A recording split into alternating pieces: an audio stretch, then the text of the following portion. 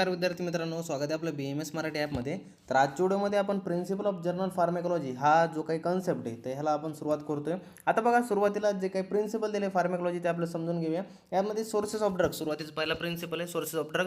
जे काही ड्रग आहेत त्याचे विविध सोर्सेस असतात, त्यामध्ये नॅचरल सोर्सेस, सिंथेटिक सोर्सेस आणि बायोटेक्नॉलॉजी सोर्सेस असे 3 सोर्सेस आपल्याला पाहायला मिळतात. आता नॅचरल सोर्सेस म्हणजे काय, जे काही exactly directed from the nature, जे काही नेचरमधून डायरेक्ट आपले ड्रग भेटतात त्याला आपण नॅचरल सोर्सेस असं म्हणतो. जसं की प्लांट्स आहेत, ॲनिमल आहे आणि मायक्रो ऑर्गॅनिझम. जसं आहे प्लांट्समध्ये काय मॉर्फिन वगैरे म्हणतो आपण, ॲनिमलमध्ये जसं काय हार्मोन्स वगैरे म्हटले, आणि मायक्रो ऑर्गॅनिझममध्ये काय अँटीबायोटिक्स लाईक पेनिसिलिन वगैरे आपण म्हणत असतो. आता सिंथेटिक सोर्सेसमध्ये काय येतं, chemically manufacture and produce completely with in a laboratory setup. Mainly काय होतं, जे केमिकली काय होतं आपण काय केलं, मॅन्युफॅक्चर केलं असं आणि प्रोड्यूस वगैरे केलं असं कम्प्लिटली कसं कुठं लॅबोरेटरीच्या सेटअपमध्ये, त्याला आपण सिंथेटिक वगैरे म्हणतो. जसं की पॅरासिटामॉल म्हणा, ॲस्पिरिन म्हणा, ते कसे आपले सिंथेटिक वगैरे येतात. आता त्यानंतर बायोटेक्नॉलॉजी बघा काय म्हटलं, produce via advance genetic engineering method and the recombinant D A technology. Mainly काय होतं, आपण जे काही जेनेटिक इंजिनिअरिंग, जे काही ॲडव्हान्स जेनेटिक इंजिनिअरिंग वगैरे झाले त्यामध्ये जेनेटिक इंजिनिअरिंग मेथड म्हणतो किंवा रिकॉम्बिनेंट DNA टेक्नॉलॉजी, त्यांच्याद्वारे जे काय आपण मेनली जे काही ड्रग्स वगैरे बनवतो त्याला बायोटेक्नॉलॉजी असं म्हणतो. यामध्ये काय बायोसिंथेटिक ह्युमन इन्सुलिन जे आहे तर ते आपण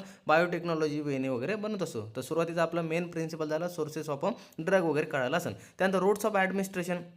आता यामध्ये बघा दुसरं आपल्याकडे जे काय जनरल प्रिन्सिपल आहे फार्मॅकॉलॉजीचा, त्यामध्ये काय रूट्स ऑफ ॲडमिनिस्ट्रेशन. यामध्ये काय झालं, पहिलं आहे एंट्रल रूट. आता एंट्रल रूट म्हणजे काय, जे आपण कोणत्या मार्गे वगैरे घेतो, म्हणजे यामध्ये कोणत्या एंट्रल रूटमध्ये येतं मेनली, ह्यामध्ये आपण जे तोंडा वगैरे मार्गे घेतो ना, तर त्याला एंट्रल रूट म्हटले. यामध्ये काय म्हटलं बघा, एंट्रल रूटमध्ये म्हणजे कसं म्हटलं, एंट्रल रूट म्हणजे काय म्हणता येईल आपल्याला एक मिनिट, की जी काही आपण ओरली घेतो, रेक्टल घेतो, तर हे आपले एंट्रल रूट वगैरे. दुसऱ्या पॅरेंटल रूटमध्ये त्यामध्ये आय वगैरे येतो, आणि त्यानंतर टॉपिकल रूट वगैरे होतो, त्यामध्ये आपण स्किन वगैरे कन्सिडर वगैरे करत असतो. आता बघा एंट्रल रूटमध्ये काय, pass through the gastro intestinal track, जे काय gastro intestinal track through pass होणार त्याला आपण एंट्रल रूट असं म्हणतो. जसं की ओरल येतो, त्यामध्ये सबलिंगुअल येतो आणि रेक्टल वगैरे रूट्स वगैरे येतो. आता ओरलमध्ये काय आपण स्वेलअप पिल्स किंवा लिक्विड वगैरे म्हणतो.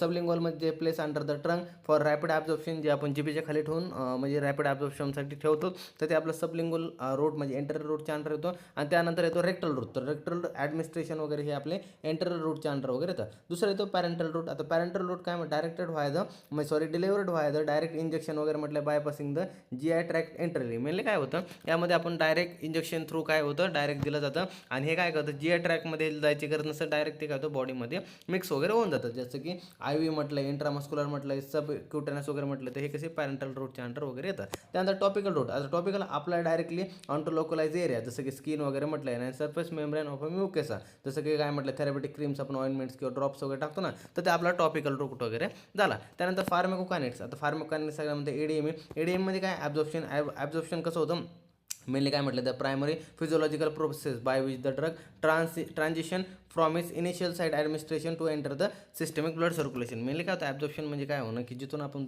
मेनली ड्रग जिथून आपण घेतला आहे तर तिथून तो कुठं जे काही सिस्टमिक ब्लड सर्क्युलेशनमध्ये जाईपर्यंत त्याला आपण काय म्हणतो, ॲब्झॉर्प्शन असं म्हणत असतो. त्यानंतर डिस्ट्रीब्युशन, जे काही ॲब्झॉर्ब झालेल्या ब्लडमध्ये जो काही आपल्याकडे ड्रग आला आहे तो पूर्ण बॉडी टिश्यूमध्ये किंवा टार्गेटेड ऑर्गनमध्ये जाणं, त्याला आपण डिस्ट्रीब्युशन म्हणतो. की the reversibility transfer and transport of the active drug molecule through the circulatory system into the body system into the body tissues and target organ. Mainly जो काही आपल्या ब्लडमध्ये ॲक्टिव्ह जो काही ड्रग मॉलिक्यूल गेला आहे तो कुठं सर्क्युलेटरी सिस्टीममध्ये जाऊन बॉडी टिश्यू किंवा टार्गेटेड ऑर्गनपर्यंत पोहोचणं, त्याला आपण डिस्ट्रीब्युशन आणतो म्हणतो. त्यानंतर येतो मेटाबॉलिझम आपण बाय ट्रान्सफॉर्मेशन असं म्हणतो, the chemical conversion of the drug structure by the cellular enzyme, जसं की occurring predominantly in the liver and to the water soluble form. Mainly काय होतं, केमिकल कन्व्हर्जन होणं ड्रगचं, त्यामध्ये सेल्युलर एन्झाईम वगैरे होणं कुठं लिव्हरमध्ये, आणि कशात होणं वॉटर सोल्युबल फॉर्ममध्ये त्याचं काय होणं कन्व्हर्जन वगैरे होणं, त्याला आपण काय म्हणतो की मेटाबॉलिझम वगैरे असं म्हणतो. एक्सक्रेशन म्हणजे काय म्हटलं, the final physical elimination and the purging of the unchanged the drug or its inactive metabolites out the body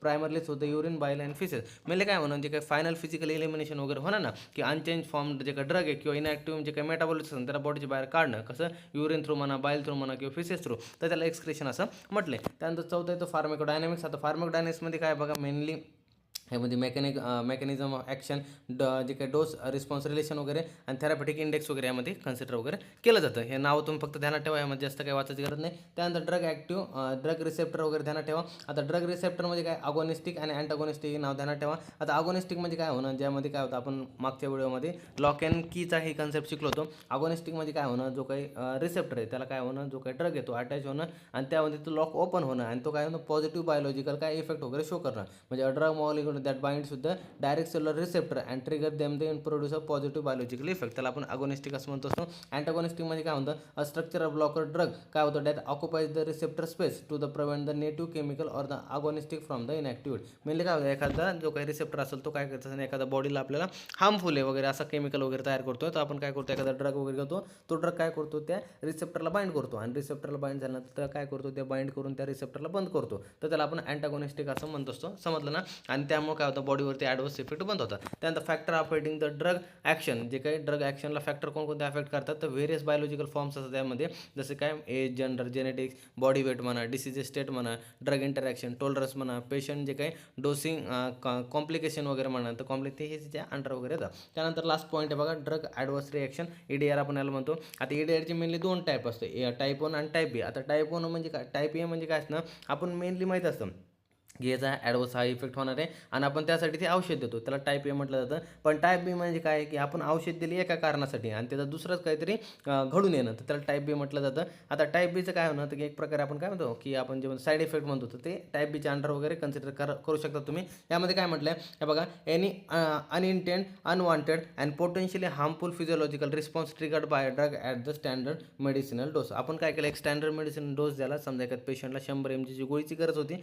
आपण 100 mg ची गोळी दिली, पण तिचा अनइंटेंड म्हणजे आपल्याला इच्छा नसताना, आपल्याला गरज नसताना अनवॉन्टेड आणि पोटेन्शियली हार्मफुल असं फिजिकल रिस्पॉन्स वगैरे घडून येतो, त्याला ॲडवर्स ड्रग रिएक्शन असं म्हटलं जातं. यामध्ये दोन type, type A, type B असं म्हटलं जातं. आणि टाईप बी म्हणजे dose dependence reaction that are the related to known the pharmacology of the drug. Mainly काय होणं, की आपण जो काही ड्रग जो दिला आहे, त्या ड्रगनुसार आपल्याला कळतं की ह्याच्यावर काय, ह्याच्या बॉडीवरती इफेक्ट वगैरे होणार आहे, त्याला टाईप एचं म्हटलं जातं. त्यामध्ये जसं की आपण काय करतो, low blood sugar from the insulin दिलं, तर त्याचा जर इफेक्ट वगैरे झाला, तर त्याचा EDRचा झाला, तर सगळ्यांना म्हणजे लो शुगरच वगैरे होणार, जास्त काही होणार आहे का, तर नाही, ते टाईप बी एच झालं. पण टाईप बी म्हणजे काय होणार, त्याचा आपण काय प्रेडिक्ट करू शकत नाही, त्याचा जो काही ॲडवर्स EDR आहे तो आपण प्रेडिक्ट करू शकत नाही, त्याने काही पण होऊ शकतं. बघा, नॉन डोस डिपेंडंट वगैरे, uncommon reaction, unrelated to the primary drug mechanism वगैरे म्हटले, म्हणजे जसं एक्झाम दिले, सडन जे काही सिव्हिअर ॲलर्जिक रिॲक्शन और काय म्हटलं, ॲनाफॅक्सिस वगैरे म्हटलं, ॲनाफ्लॅक्सिस वगैरे म्हटलं, तर हे कंडिशन काय टाईप बीच्या अंडर वगैरे येतात. तर हे आजच्या व्हिडिओमध्ये आपण असं काय, की आपण general principle of pharmacology cover केले. समजलं असेल सिंपलमध्ये तुम्हाला एकदम, तर शॉर्टमध्ये आहे, याला छान प्रकारे ध्यानात करा, रिवाईज करा. पेपरमध्ये तुम्हाला हा LAQ वगैरे या टॉपिकवरून विचारला जातो, त्यामुळे LAQ या SAQसाठी IMP आपल्याला, तर ह्या चांगल्या प्रकारे याला प्रिपेअर करून ठेवा. समजलं, तर भेटूया पुढच्या व्हिडिओमध्ये, तोपर्यंत धन्यवाद.